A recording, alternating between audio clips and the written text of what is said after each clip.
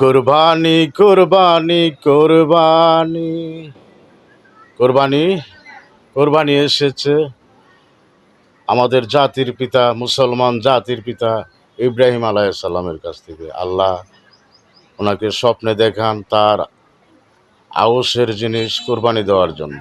অনেক কিছুই দিল, কোরবানি আল্লাহ কবুল করে নাই। আল্লাহ রাষ্ট্রে স্বপ্ন দেখাইলো, তো তোমার অতি নিকটের আউসের জিনিস তোমার পুত্র ইসমাইলকে কুরবানি দিতে হবে। আমাদের জাতির পিতা ইব্রাহিম খলিলুল্লাহ কুরবানি দিতে নিল, আল্লাহর কুরদুতে দুম্বা কুরবানি হয়ে গেল। মানুষ আর কুরবানি হলো না, নিজের পুত্র। এই থেকে মুসলমানদের উপরে কুরবানি ওয়াজিব।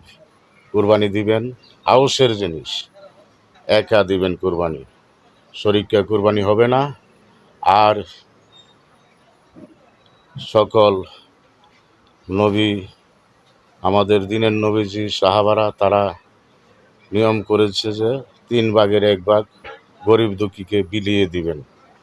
আর যারা কুরবানি করেন তারা যদি গায়াবন্ড খান, আপনাদের কুরবানি হবে না, আপনাদের কুরবানি কিছুতেই কবুল হবে না। একা কুরবানি দিবেন, শরীকা কুরবানি হবে না। তো সবাই আউসের জিনিস কুরবানি দিবেন, সবচেয়ে ভালো। নিজে বাজার থেকে কিনে বা গাভীর ঘরের গরু কুরবানি দিবেন। আপনি যদি কুরবানি দিতে না পারেন, একা বড় কিছু কুরবানি দিতে না পারেন, বাজার হতে বকরি কিনে এনে কুরবানি দিবেন, তবুও শরীকা কুরবানি দিবেন না। শরীকা কুরবানি একজনের মনের সাথে আরেকজনের মন জীবনও মিল হবে না। ভাই ভাইয়ের সাথে মিলে চলি না। এক ভাইয়ের মাল আরেক ভাই চুরি করে দলিল করে খেয়ে ফেলি। তো কুরবানি কেমন করে হবে শরীকা?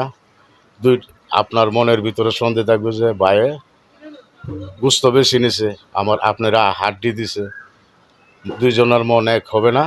তো শরীকা কুরবানি হবে না, একা কুরবানি দিবেন। ওকে।